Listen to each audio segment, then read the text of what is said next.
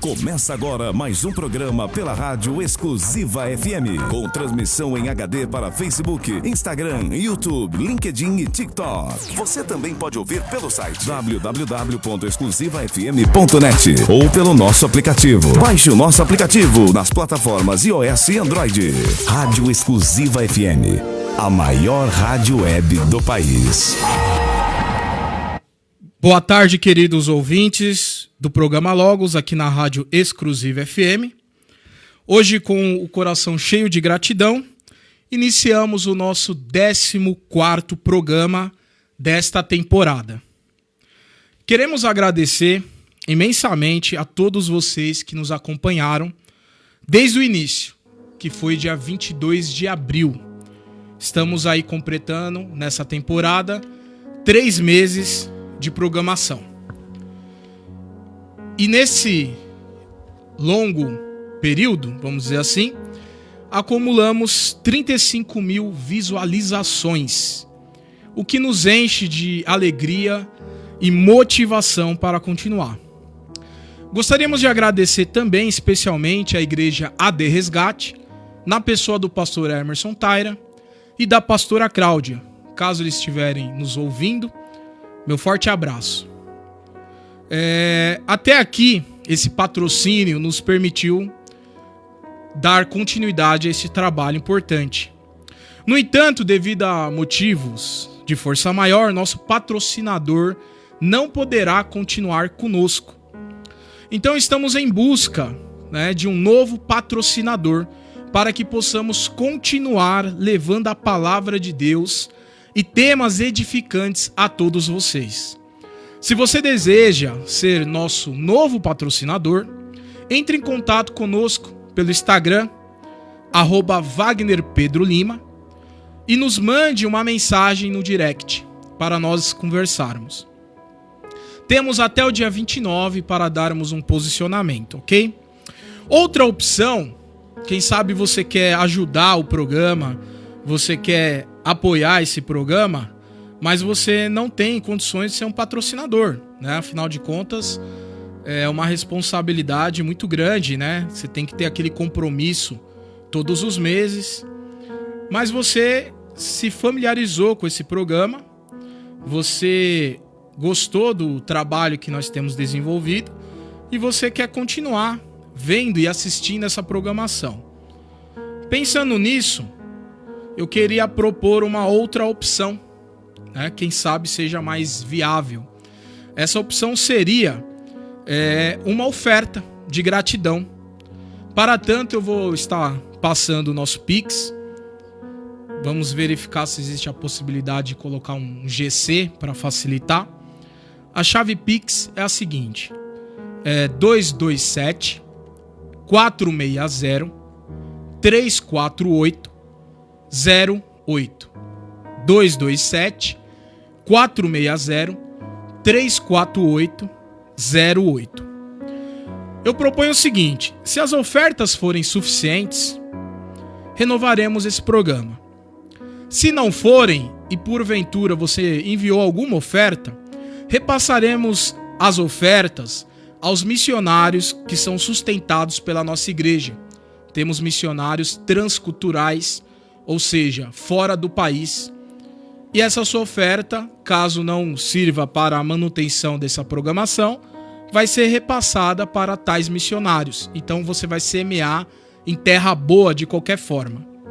E caso as ofertas ultrapassem nossas necessidades, então nesse caso renovaremos o programa e destinaremos o excedente aos nossos missionários. Por quê? Não sabemos se a oferta vai ser menor, se vai ser na medida ou se vai ser maior. Então, o que for excedente ou o que for a menor, repassaremos para os missionários. Contamos com a sua colaboração e a oração para fazermos juntas a diferença. A ideia desse programa, ela nasceu com o objetivo de levar e semear a palavra de Deus. Dito isso e superado esses esclarecimentos, vamos ao programa de hoje. você pode perceber que hoje eu estou sozinho aqui. Você que já acompanhou algum de nossos programas, nós sempre temos convidados especiais. Pelo fato que talvez seja nosso último programa, teremos um episódio especial hoje. Eu vou compartilhar um pouco da minha história, meu testemunho de vida, e dizer coisas que nunca você ouviu dizer antes, mesmo se você me conhece, mesmo se você já caminhou comigo em alguma fase da minha vida. Porque na minha caminhada cristã, ministrando a palavra, eu sempre conto alguns testemunhos da minha vida, mas fragmentados, né, em partes. E hoje eu senti de compartilhar, de repente, um pouco mais na íntegra a minha história, com o objetivo de que eu tenho certeza que em algum momento vai fazer sentido para você. Em algum momento você será tocado pelo Espírito de Deus. Então, uma breve apresentação. Afinal, quem sou eu? Meu nome é Wagner Pedro Lima. A minha profissão é advogado. Ministerialmente, eu sou um presbítero. Na família, eu sou marido, pai. Mas o mais importante de tudo isso, eu me considero um servo do nosso Senhor e Salvador Jesus Cristo. Pois um dia, Ele me encontrou. Eu costumo dizer que Deus vem em busca do homem, não o homem vai em busca de Deus. E um dia eu fui agraciado por essa maravilhosa graça e Ele me encontrou. Mas a minha história mais importante que eu quero dizer é como eu cheguei até aqui, né? Como Wagner Pedro chegou até esse momento. Bom, pegando as origens, né? Começa com os meus pais, evidentemente.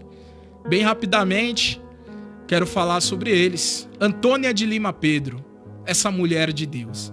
Essa mulher que veio de Maceió, Alagoas. Veio para o interior de São Paulo e depois ela veio para a capital, na zona leste de São Paulo. Terceira geração de assembleanos. Inclusive, a minha avó, mãe da minha mãe, ela teve a grata satisfação de conhecer Daniel Berg, um dos pais fundadores da Assembleia de Deus. E a minha mãe, aqui em São Paulo, ela foi trabalhar em fábricas e foi ajudar a sua família até o dia que ela conheceu o meu pai e ali eles se casaram e iniciaram a família. Já meu pai, Marcelino Pedro, também de Alagoas, chamado Limoeiro de Anadia, ali na região ali de interiorana de Alagoas, veio para São Paulo ainda criança, com 12 anos, e você sabe que os nordestinos construíram essa nossa cidade, os nordestinos construíram São Paulo, né? Aqui, predominantemente, nós temos nordestinos ou uma miscigenação, né, descendentes de nordestinos.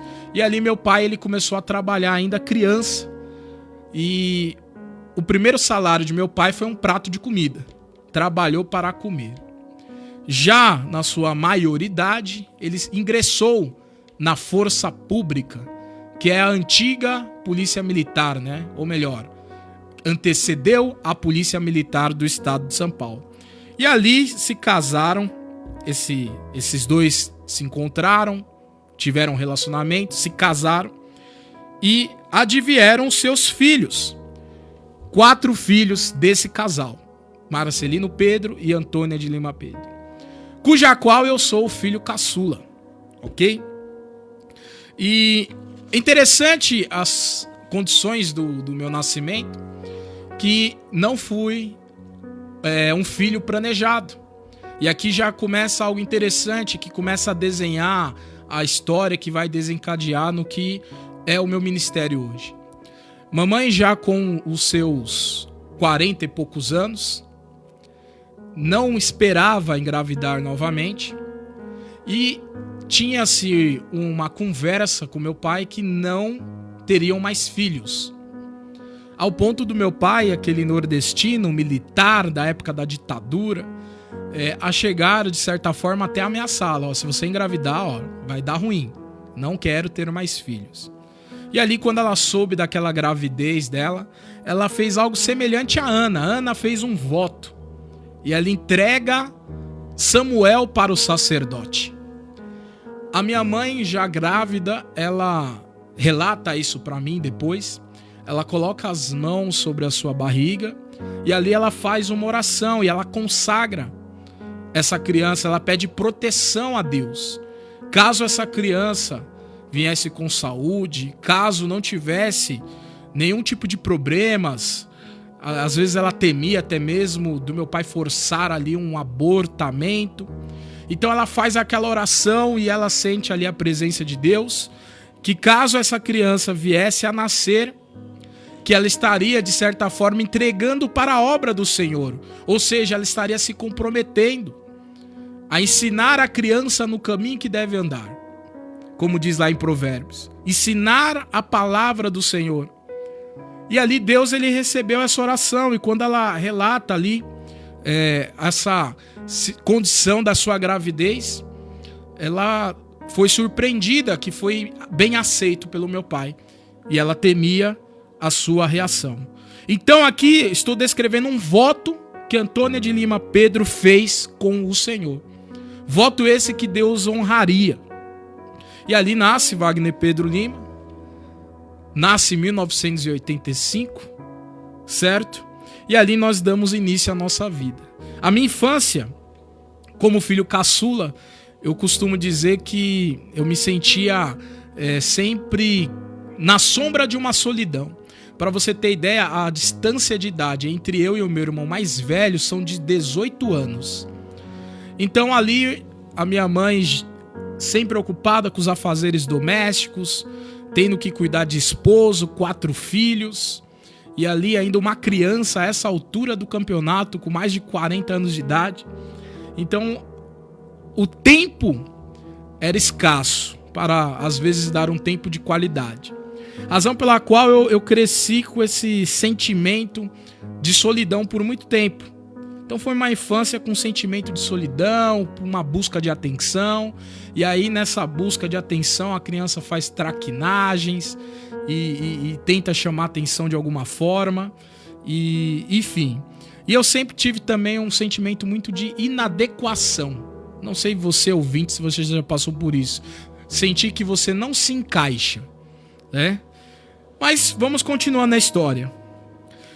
Já no escolar infantil, aqui na região de Vila Gustavo, zona norte de São Paulo, num colégio que tem ali na Avenida Júlio Bono, muito conhecido para quem é da região, com 7 anos de idade, voltando do escolar, né, pré-escolar, houve uma grande chuva, eu lembro como se fosse hoje, e ali na rua chamada Tosca, se você passar hoje, você vai ver que hoje tem uma medida de segurança, existe um parapeito ali construído, mas lá em meados dos anos 90 não tinha nada disso. Houve uma enxurrada, uma enchente, e as águas me levaram. Escapei da mão da minha irmã, que foi me buscar nesse dia, e as águas ali, elas me levaram. E eu lembro-me das pregações e orações da minha mãe, sempre me ensinando sobre a palavra do Senhor, sobre Jesus Cristo. Só deu tempo de pensar: Jesus, Jesus, Jesus. E naquela rua, naquele tempo, não sei por qual motivo, se deixava muitos carros abandonados ali. E ali tinha a carcaça de um carro que eu não me lembro agora, se era um Fusca, que carro que era.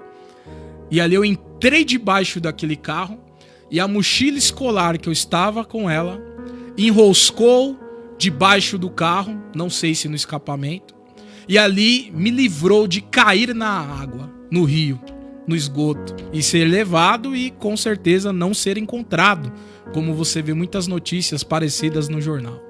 E ali se mobilizou várias pessoas me buscando, me procurando, e me encontraram. Fui socorrido. Na esquina havia uma farmácia, que hoje é uma pizzaria. Levaram, me deram os primeiros socorros e depois encaminhamento para o hospital. Primeiro livramento de morte ainda na infância.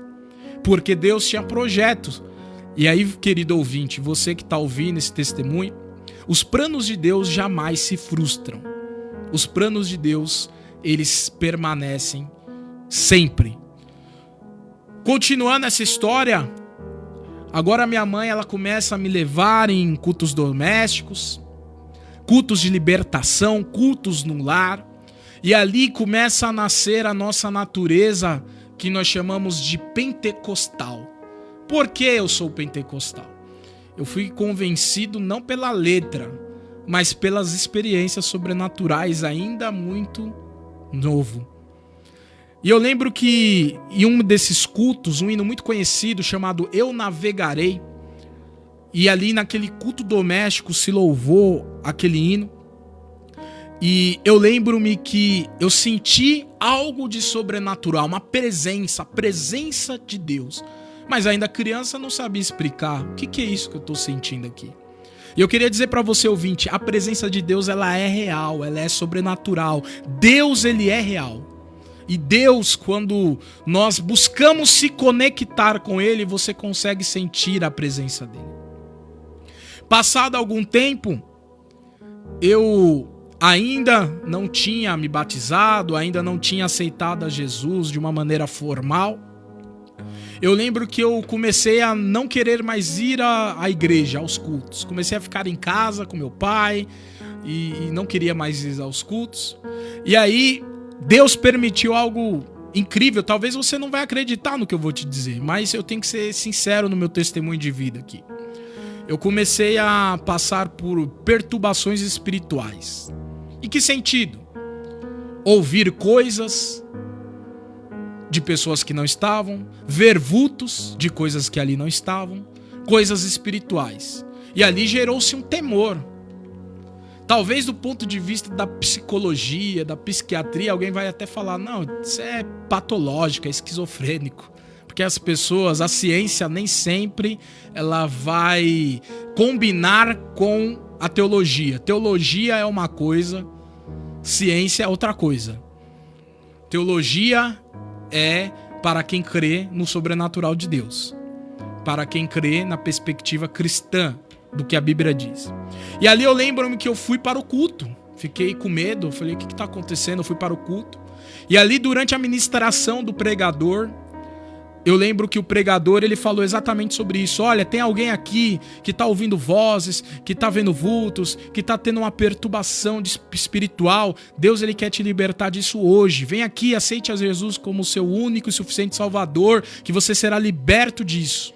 Essa maldição, essa opressão vai cair por terra hoje. Quem quer aceitar Jesus como seu único e suficiente Salvador, acene com sua mão e vem aqui receber a oração. Eu fui, com 12 anos. E ali um coleguinha adolescente foi comigo e ali aceitei a Jesus em lágrimas, porque eu senti o direcionamento daquela palavra, porque aquela palavra falou comigo e eu senti que era uma revelação de Deus. E de fato, aceitando a Jesus naquele dia, toda a perturbação desapareceu.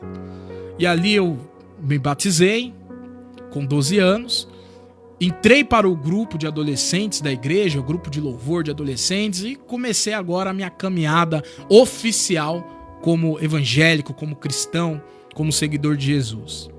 Mas o inimigo ele tenta nos tirar, tenta frustrar os planos de Deus.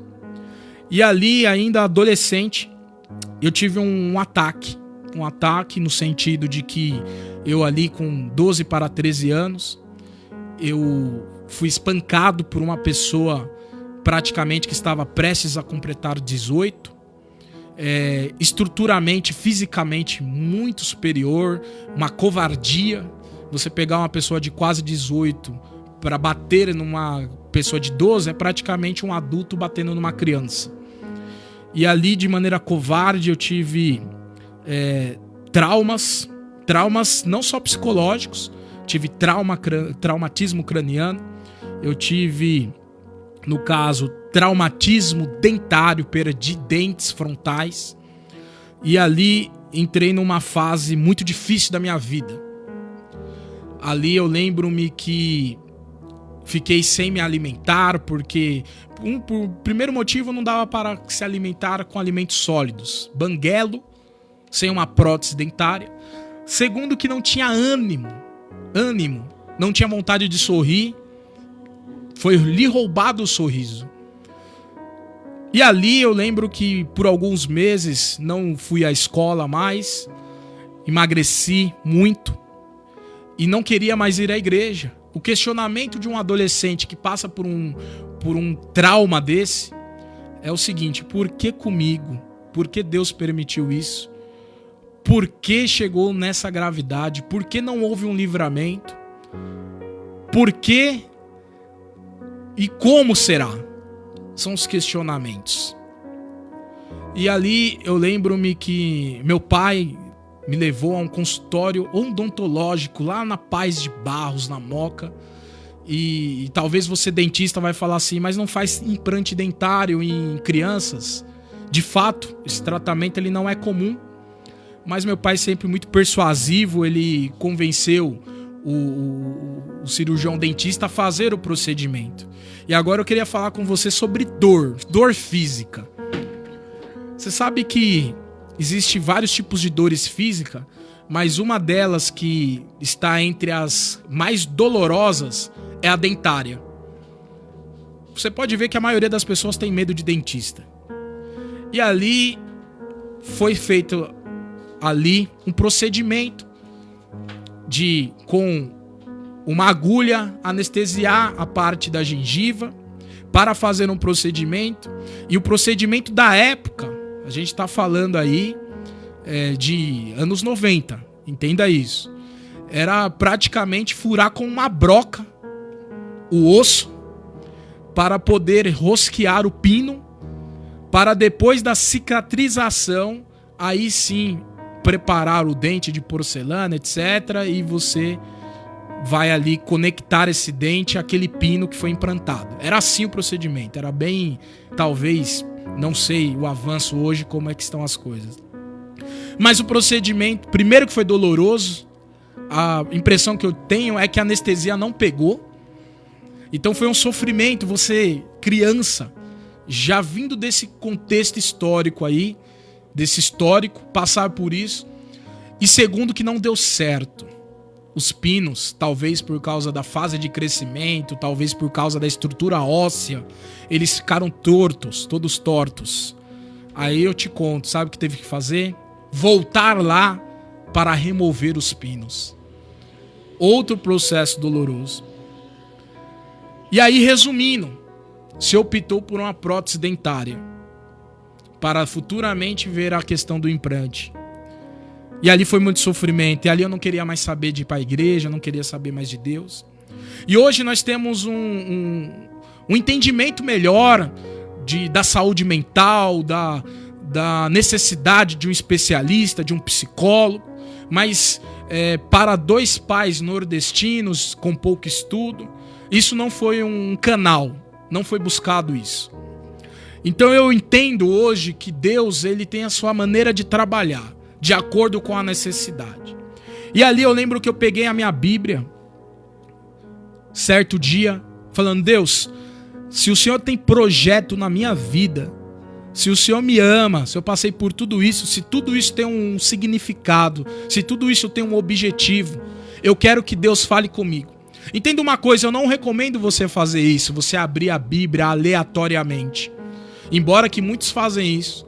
Mas entenda uma coisa, eu era uma criança, estava em desespero, estava em angústia, queria que Deus falasse comigo. Eu não tinha nem a condição de ir a um culto sozinho, a não ser se alguém me levasse.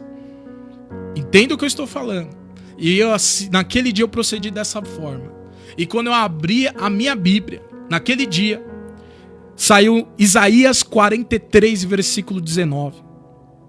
E quando eu li aquele verso, eis que eu faço nova todas as coisas.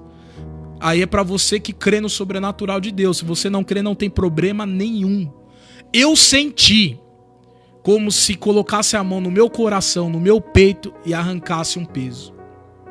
Eu já dei esse testemunho, esse trecho desse testemunho, e um psicanalista, ele me criticou, dizendo que eu estava incentivando as pessoas a não buscar a ajuda de um profissional de saúde mental. Então eu repito, eu era uma criança, eu não tinha recursos, eu não tinha esclarecimento. Você que está com problema psicológico, busque ajuda profissional. Mas eu estou dizendo que no contexto do meu testemunho, naquele momento, foi Deus que me curou.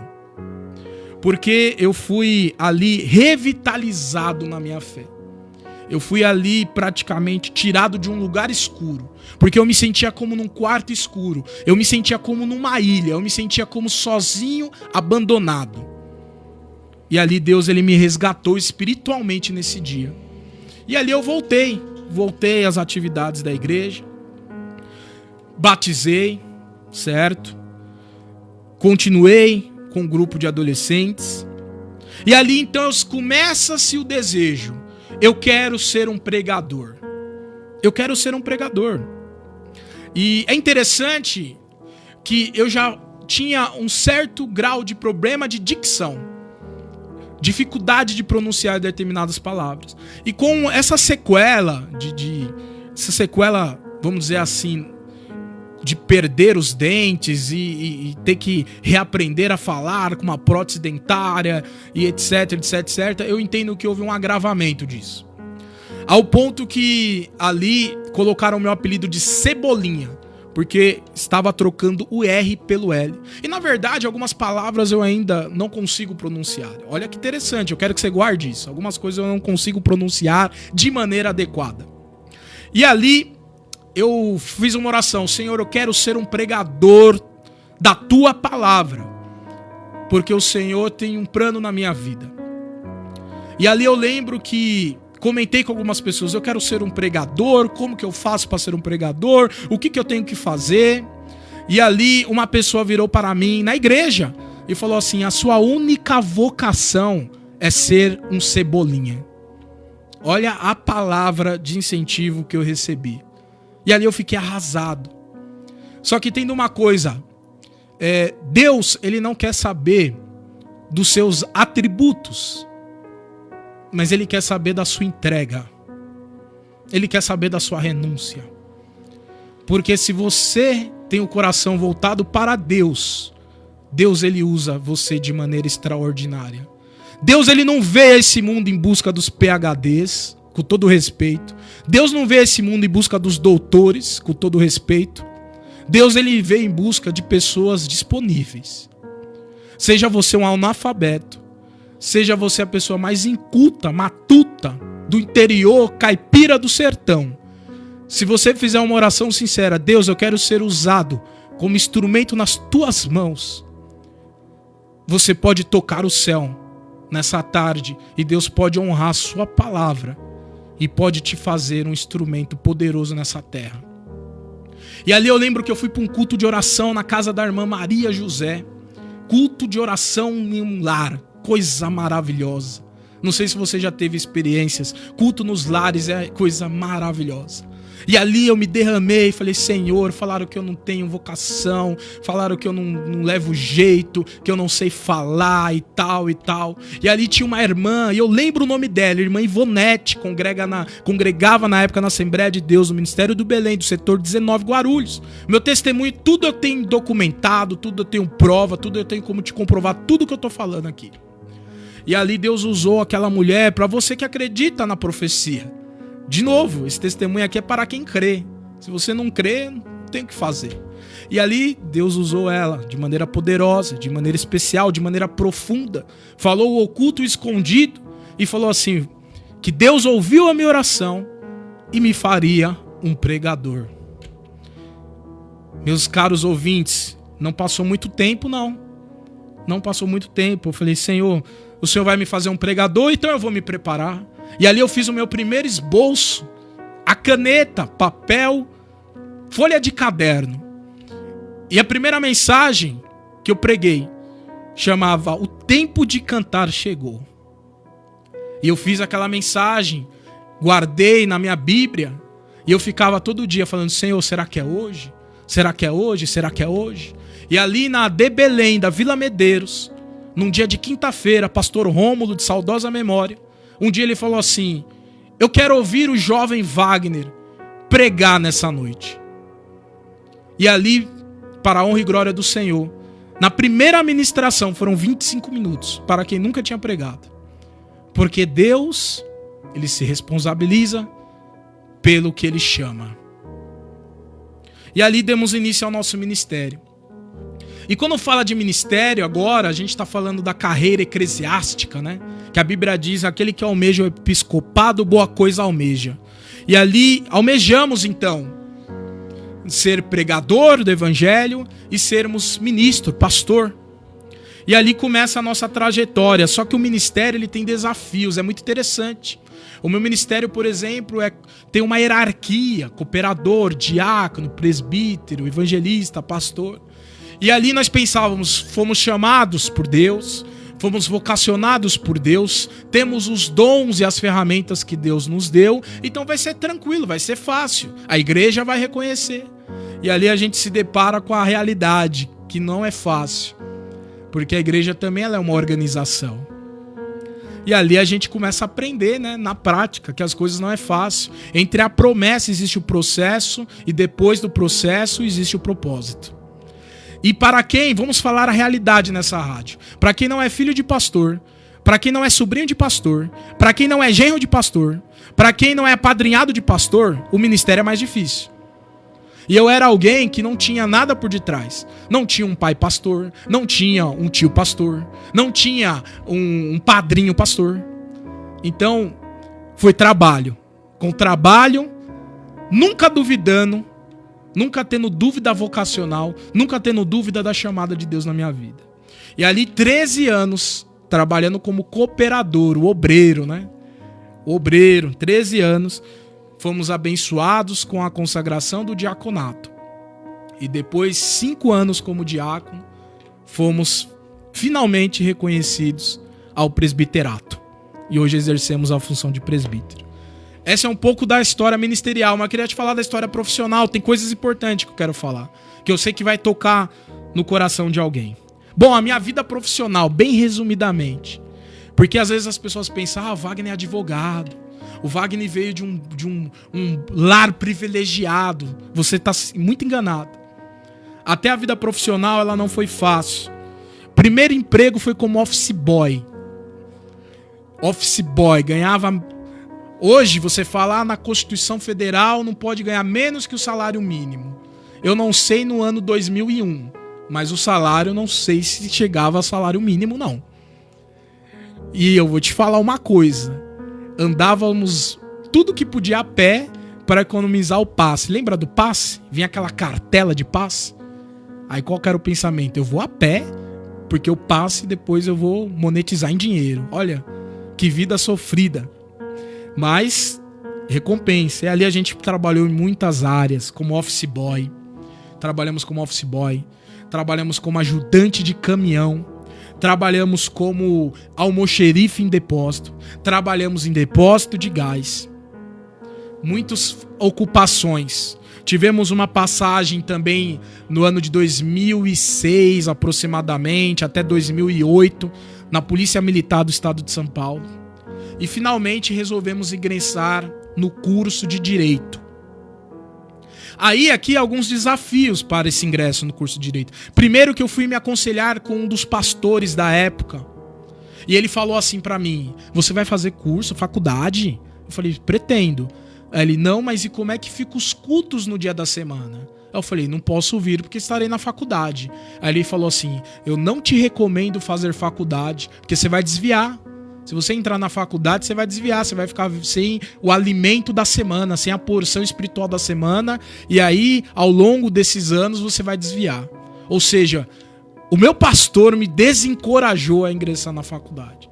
Mas eu estava convicto, eu falei assim, eu quero melhorar a minha vida, eu quero melhorar a minha condição, eu quero ser alguém melhor.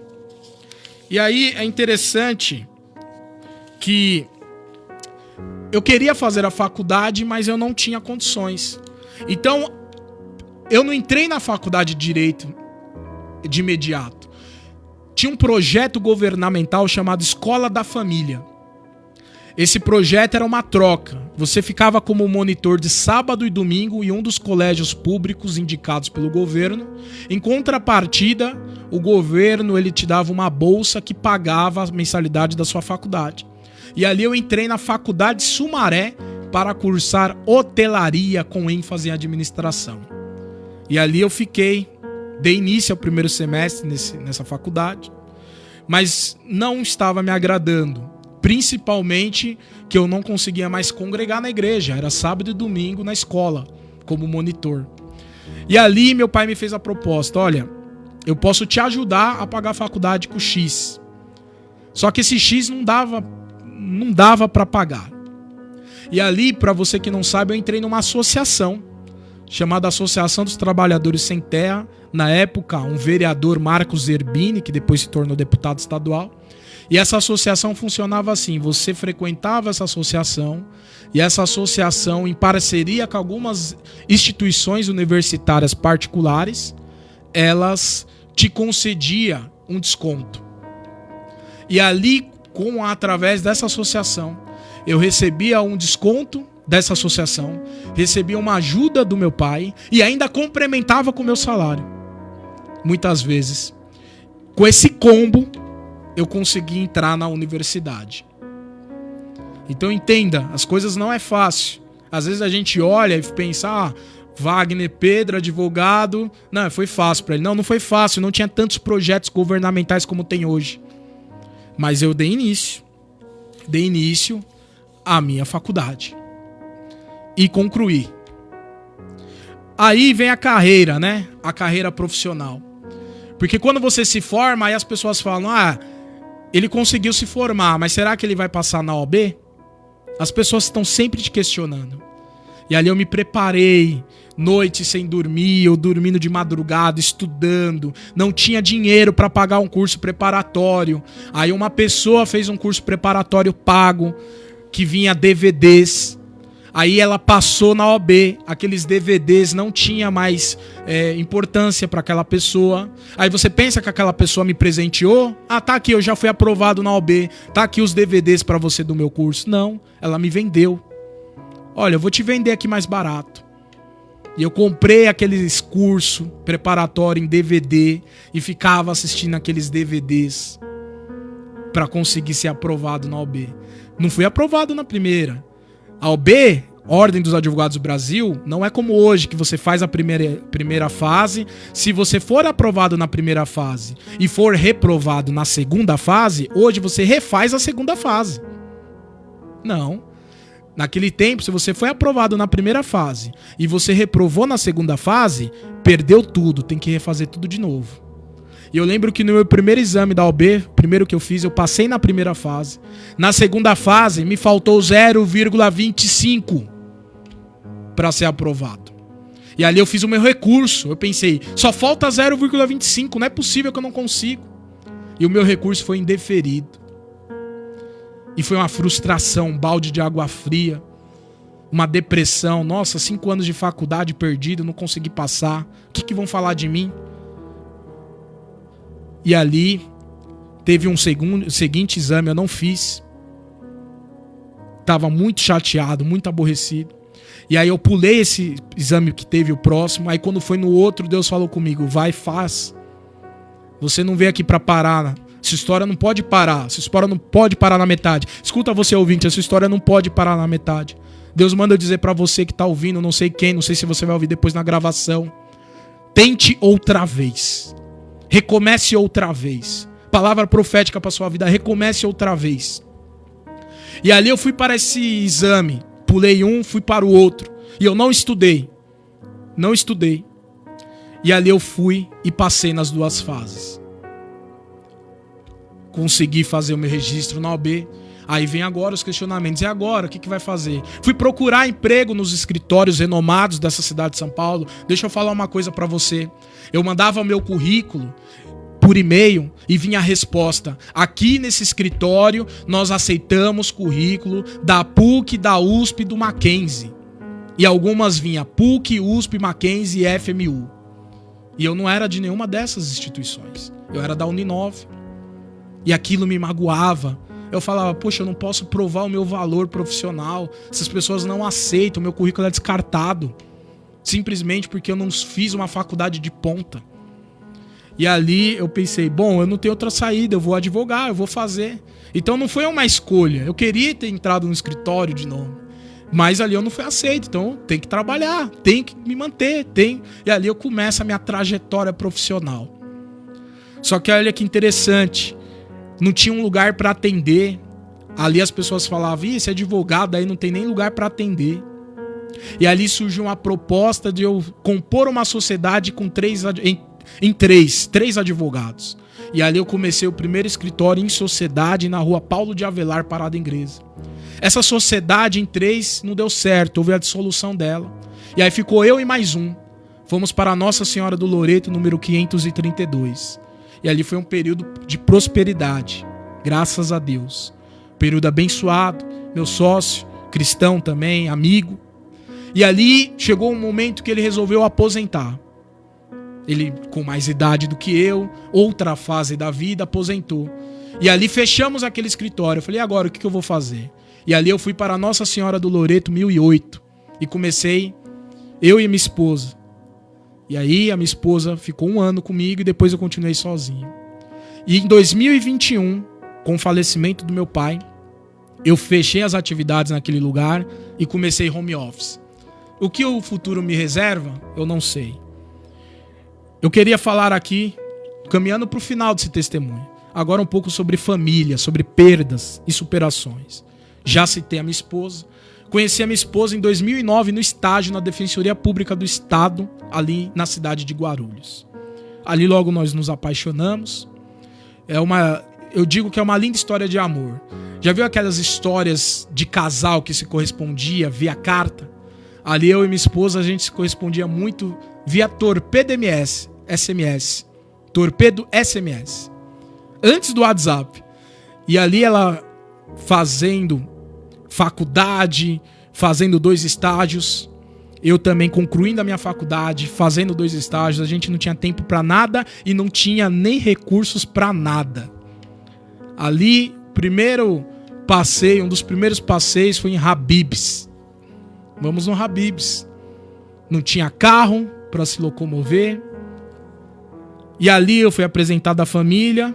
Não houve a aceitação de imediato por parte da família da minha esposa e tampouco dos irmãos de igreja. Por quê? Porque a minha esposa, ela, de maneira muito contundente, sempre confessou ser católica apostólica romana. E os evangélicos não aceitam, né? Você sabe disso, né? É o famoso, como tão citado, né? Jugo desigual. Né? E esse foi um dos motivos em que eu entrei numa sinuca de bico, né? Como diz o ditado popular, né? A membresia, os membros de igreja contra, a família contra, todo mundo contra. E nós investimos nesse relacionamento, investimos nesse amor. E ali, 2009, iniciou essa história. Com oposições, nós noivamos, com oposição, nós casamos. E o meu sonho era casar na minha igreja. Que pensa você chegar na sua igreja, beber de fralda, passar pela adolescência, passar pela juventude, agora você está na fase de casar, você quer casar onde? Na sua igreja. E ali por essa questão, não, mas peraí, a sua esposa não é batizada, a sua esposa não congrega com a gente, a sua esposa não fala a nossa língua, não, você não pode casar aqui. E ali eu fui casar na Igreja Batista, Ibavime, Igreja Batista da Vila Medeiros, do pastor Sérgio Moreira. Ele cedeu a igreja dele. E ali nos casamos. E hoje estamos 15 anos juntos, prestes a completar 10 anos de casado. É fácil? Não é fácil. Mas qual casamento é fácil? Me diga você, ouvinte, tem algum casamento fácil?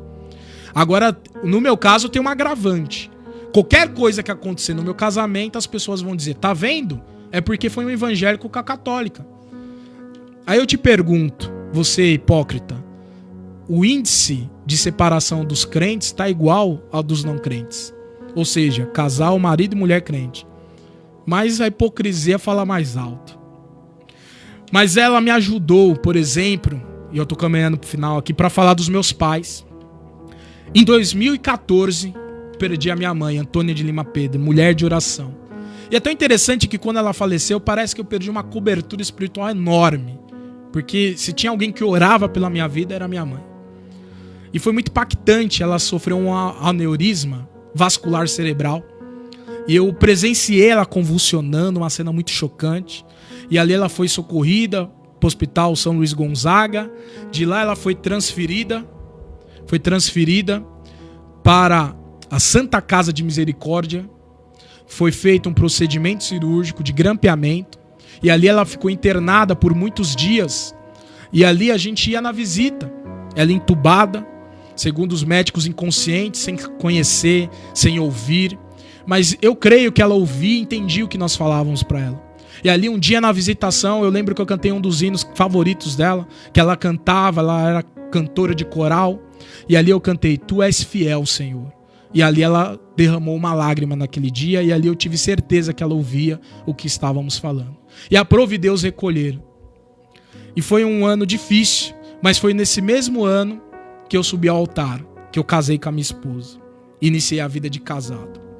Passado mais uns anos, em 2021, eu lembro que eu estava auxiliando a congregação de Vila Mazei, preguei nesse dia, foi uma bênção o culto, e eu saí desse culto, passei na casa do meu pai, a janela estava aberta, a luz acesa, e eu tinha a chave do portão, abri o portão porque ele não atendia a campainha, nem atendia o celular. Quando eu subi, encontrei meu pai sentado, já falecido. Segundo o SAMU, que horas depois chegou, colocou como infarto fulminante. E ali eu perdi agora a figura do meu pai, meu exemplo, aquele que me doutrinou, me ensinou a ser homem. E foi muito forte, essas duas perdas, esse luto. Foi muito forte. E quem sabe eu não estou falando isso para trazer nenhum tipo de sentimento de piedade, muito pelo contrário. Isso é algo da vida que você e eu passamos. Mas quem sabe tem alguém de luto assistindo esse programa, e eu quero te dizer que você vai vencer o luto. Luto é luta. Você vai vencer o luto. E para concluir aqui, ano seguinte, 2022, num fatídico dia, eu e minha esposa se preparando para ir trabalhar. Ela sente uma forte dor abdominal, cólicas muito forte. Socorremos ela para o hospital. E ali descobrimos que ela estava gestante. Depois os exames mais à frente dá uma ideia de talvez 2 meses. E ali tivemos um abortamento. Então foi períodos de perdas, períodos duros, períodos de sofrimento, mas em tudo isso a graça de Deus nos fortalecendo. 2022, esse aborto me deixou para baixo. E lembra que eu falei lá atrás do sentimento de inadequação, o sentimento de não se encaixar, não falar as palavras, falar palavras erradas. E quem me acompanha nas redes sociais, vez e outra aparece hater falando, você não sabe falar. E aí tem alguns haters que falam, você tá dizendo que você é doutor, você é um charlatão, que você não tem doutorado. Aí aqui até um parênteses. Aqui em São Paulo, os advogados são chamados de doutor. Não fui eu que inventei isso, mas eu não faço questão nenhuma de ser chamado de doutor. E outra coisa, doutorado, que tantas pessoas falam, você não tem doutorado. Doutorado não tem muito a ver com habilidades, com capacidade. Porque quando a pessoa fala, você não tem doutorado, parece que ela está querendo dizer que eu não tenho capacidade de ser um doutor. Na verdade, aqui em São Paulo, aqui no Brasil, nós não temos acesso à educação. Para você que não sabe, que é desinformado, para você fazer um doutorado, hoje você vai pagar em média R$4.000. Aí se você falar para mim assim, mas você pode conseguir uma bolsa de estudo. Tudo bem, você conseguir uma bolsa de estudo, ok. Se você conseguir uma bolsa de estudo para fazer, você tem um outro problema também. Você tem que se dedicar ao seu mestrado, você tem que se dedicar ao seu doutorado, e muitas das vezes você não pode trabalhar formalmente. Porque se você trabalhar para o seu patrão, você tem jornada de trabalho para cumprir. Então, por essas e outras, doutorado é muito acessível para quem tem. Mas para quem não tem, fica difícil. Então é por isso que eu não tenho doutorado ainda. Então fica a critério me chamar de doutor ou não, tanto faz, né? A gente, é bom pontuar isso daí. A gente nunca fez questão de ser chamado de doutor, né? E aí, vez e outra, vai um hater. Vez e outra, vai um hater falando, advogado não sabe nem falar, mas não sabe desse nosso histórico, esse nosso problema fonodiólogo que nós tivemos, esse trauma que nós tivemos, e também não procura saber e não procura conhecer, porque as pessoas hoje nas redes sociais só querem criticar, mas não quer saber a sua história, de onde você veio. Esse é o nosso problema. Mas enfim, em 2023 veio uma grande bênção na nossa vida, né? Veio o nascimento da nossa filha, Ana Júlia. Júlia deu um significado novo para minha vida, deu um propósito novo para minha vida. E eu quero encerrar esse testemunho, que aqui eu pincelei algumas partes da minha vida, algumas partes que eu entendi como principal. Mas eu quero concluir dizendo o seguinte, que esse testemunho venha fazer sentido para você em alguma parte, em algum momento. Talvez no início, no meio, ou talvez no atual. Eu não vou dizer o fim. O fim só Deus conhece, né? Mas, queridos ouvintes, hoje eu compartilhei com vocês a história da minha vida. Uma trajetória marcada por desafios, perdas e, acima de tudo, muita fé. Que eu não me sinto intelectual. Algumas pessoas, quando eu dou uma aula, quando eu prego, quando eu dou uma aula de escola bíblica dominical, quando eu dou uma palestra, falam, nossa, Wagner, como você é inteligente. Não, eu não me sinto inteligente. Mas se você falar, Wagner, você se sente esforçado? Muito. Você se sente trabalhador? Muito. Você se sente resiliente? Muito. Isso eu sinto. Então, desde a infância solitária, a experiências quase fatal, né? Experiências de quase morte, vamos dizer assim, até o meu crescimento espiritual, profissional, cada etapa foi uma prova do amor e da graça de Deus. Enfrentei discriminação, muitas, preconceito, muitas, lutas na família, muitas, lutas no ministério, muitas, lutas no trabalho, muitas, dor da perda de entes queridos, muitas, traição de amigos, muitas vezes. Perseguição, muitas vezes. Injúrias, muitas vezes. Calúnias, muitas vezes. Mas eu também experimentei, oh aleluias, muitas vezes o sobrenatural de Deus na minha vida. Eu experimentei muitas vezes o toque de Deus na minha vida. Eu experimentei muitas vezes a misericórdia de Deus na minha vida. Eu experimentei e tive a alegria de encerrar ciclos e iniciar novos ciclos. De ter novos começos. E como eu disse, eu tive uma experiência muito linda de me tornar pai. Então, queridos ouvintes, quem sabe você está aí, vai ouvir, está ouvindo ao vivo, ou vai ouvir a gravação depois, e você pode estar pensando, eu sou um zero à esquerda, muitas vezes eu me senti um zero à esquerda. Quem sabe você pode estar pensando, muitas vezes eu quis mudar e não consegui, muitas vezes eu também quis mudar meu jeito de ser, muitas das vezes eu quis mudar quem eu sou, mas Deus, ele continua te amando, mesmo você sendo quem você é. Quem sabe você está aí falando, será que eu posso ser útil para Deus, útil para a obra de Deus? Sim, você pode. Sim, você pode. Porque Deus, ele não faz discriminação. Deus, ele não faz acepção de pessoas. Fica com essa mensagem, que ela venha fazer sentido para você. Eu queria te apresentar os meus materiais. Porque ao longo disso também, Deus me proporcionou escrever alguns materiais. Aí alguém me pergunta, Wagner, você se considera um escritor? De forma nenhuma. Escritor, para mim, é Augusto Cury, por exemplo. Eu me considero alguém que gosta de escrever. São coisas diferentes. Mas ao longo desse tempo, Deus me agraciou. Tudo começou com esse projeto aqui.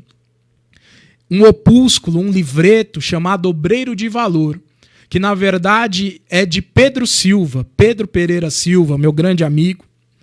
E ali eu ajudei a editar, a revisar, a reescrever. E ali, quando ele imprimiu isso na gráfica, em 2013 nasceu uma fagulha. Que eu pensei, bom, eu posso influenciar através de literatura. Eu posso escrever livros. E ali veio esse primeiro livro independente. Por que independente? A coisa mais difícil é você conseguir uma editora que queira te patrocinar e imprimir os seus livros e investir em você. A maioria só quer fazer isso com gente famosa, com gente que tem seguidores, né? Com um escritor independente. é muito difícil. E aqui é outro sonho, né? Dizem que na vida a gente tem que plantar uma árvore, ter um filho e escrever um livro, né? Eu já tenho minha filha, já tenho meus livros, só falta plantar a árvore. E aqui nasceu esse livro aqui, Novos Rumos do Cristianismo, Precisamos Voltar às Raízes Saudáveis. É uma crítica ao cristianismo da época, né? Que continua atual, esse livro de 2013. E ali eu lembro que quando eu imprimi esse livro, eu investi todos os recursos que eu tinha e ninguém queria comprar. Quem era eu, né? E ali eu lembro que eu fiz uma doação para um dos administradores da máquina de livros que tinha dentro das estações do metrô. E ali eu doei, peguei todas as impressões do livro, doei, e a minha maior alegria era quando eu chegava na estação Jabaquara, da linha azul do metrô, e na máquina de livro tinha meu livro naquela máquina. Mesmo sabendo que eu não estava tendo retorno financeiro nenhum. Mas eu me alegrava, eu falava, alguém vai colocar aqui R$10, vai pegar esse meu livro nessa máquina e vai ler as minhas ideias. Daí nasceu esse outro livro, Abandono da Fé. A igreja precisa de reforma e reavivamento. E aqui eu faço meus agradecimentos ao Dr. Caramuru Afonso Francisco, juiz de direito, pastor, professor, porque eu lembro que esse livro aqui eu mandei para ele o PDF, o arquivo, o Word, e falei para ele corrigir para mim. Não tinha noção nenhuma da humildade daquele homem. E ali ele fez as correções até ortográficas, que tinha muitas. Olha, a gente precisa de mais pessoas como o Dr. Caramuru, que ajudam as pessoas sem querer nada em troca. Depois saiu esse livro com meu amigo, evangelista Luiz Flávio Curvelo de Jesus, Profetas, Profecias e Farsas, falando sobre os falsos profetas, sobre o profetismo de Israel, sobre o dom de profecia. Depois saiu esse outro livro aqui, Manifesto contra o Sistema Religioso. Livro que parte do livro foi escrita por mim e a outra parte pelo Márcio Sanches. Depois saiu esse livro aqui, Como Despertar a Igreja para o que Realmente Importa. Saiu pela editora Reflexão, ficamos num contrato na casa por 5 anos e hoje voltou a ser independente esse livro.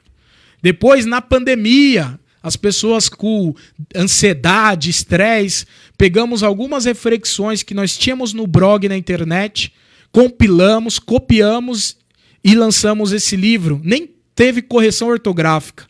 Lançamos esse livro aqui, Mensana, Pilotando a Mente na Estrada da Vida. E mais recentemente, pegamos o Mensana, eu digo que é a versão 2.0, né? Damos o upgrade no livro e lançamos o livro Mente Saudável, Pilotando a Mente para uma Vida Plena. Reflexões, por que eu fiz esses livros? Na verdade, toda vez que faz a impressão do livro, a impressão que eu tenho é que eu fico mais no prejuízo financeiro do que em lucro. Mas por que então se faz livros? Porque coisa boa é você poder impactar a vida de outra pessoa. E eu uso isso através da literatura. E aí eu já quero pegar o gancho para encerrar esse programa. Eu fui convidado a apresentar esse programa na rádio. E eu sempre tive o propósito, não de fama, muito menos de lucro, que não tem nenhum, mas de influenciar, de ser um instrumento de Deus, um agente transformacional, um agente de milagres. Colocamos aqui ao longo desses 14 programas temas relevantes e atuais para a sociedade e para a igreja brasileira. E eu quero continuar com esse programa, mas eu preciso da sua ajuda. E aqui eu concluo. Queridos ouvintes, então, finalmente, chegamos ao fim de mais um programa Logos na Rádio Exclusiva FM. Este pode ser o último programa desta temporada, mas estamos confiantes de que, com a ajuda de Deus e de todos vocês, podemos seguir em frente. Caso isso não se concretize, estou com sentimento de missão cumprida, de dever cumprido, porque apresentamos esse programa com honestidade, com sinceridade, com transparência, sem segundas intenções, sempre querendo levar o melhor para você, querido ouvinte. Então eu quero expressar minha profunda gratidão a cada um de vocês que nos acompanham ao longo desses 13 programas, 14º hoje, que acompanhou assistindo um programa, 2 ou 3, ou que está acompanhando esse último. O seu apoio e engajamento foram essenciais para alcançarmos, até o início desse programa, 35 mil visualizações. Agradeço também de coração a Igreja de Resgate, na pessoa do pastor Emerson Taira, da pastora Cláudia, que investiram nesses 3 meses na minha vida, que semearam na terra que é a minha vida. E eu espero que tenha correspondido à altura. Quero agradecer o Fábio, que todas as vezes aqui abre a rádio, opera o som, prepara tudo, faz tudo com dedicação. Quero agradecer a Rádio Exclusiva FM por esse período que eu estive aqui. Só gratidão. E lembre-se, estamos buscando um novo patrocinador. Mas se você talvez não tenha condições de ser um patrocinador, mas deseja nos ajudar a continuar com esse trabalho, você pode semear a sua oferta. O Pix 227 460 34808. Se as ofertas forem suficientes, renovaremos esse programa por mais 3 meses e continuaremos a levar mensagens edificantes a todos vocês. Caso contrário, você semeou uma oferta, mas não foi o suficiente para eu renovar o contrato, o que vai acontecer com a sua oferta? Repassaremos as ofertas aos missionários que a nossa igreja sustenta. Porque a minha ocupação na minha igreja hoje, que fica ali na AD Belém Tucuruvi, Rua Rio Doce 352, é a Secretaria de Missões. Caso queira me conhecer, apurar se a minha história é verdadeira, vai lá, terças e quintas e domingo, estamos lá, congregando lá. Enfim, caso seja excedente, glória a Deus, o que nós faremos? Além de renovar o programa, ajudaremos ainda mais os nossos missionários com o que sobrar. Enfim, agradeço de coração por tudo e conto com vocês. Que Deus o abençoe ricamente e até breve, se Deus quiser. E na condição de ministro do Evangelho, no meu cargo de presbítero, receba as bênçãos do Senhor, que são poderosas, são bênçãos espirituais. Que a graça do nosso Senhor e Salvador Jesus Cristo, que o grande amor de Deus Pai, que a comunhão e a consolação do Espírito Santo de Deus seja com você, ouvinte, com a sua família, em nome de Jesus. Amém. Está encerrado o nosso programa.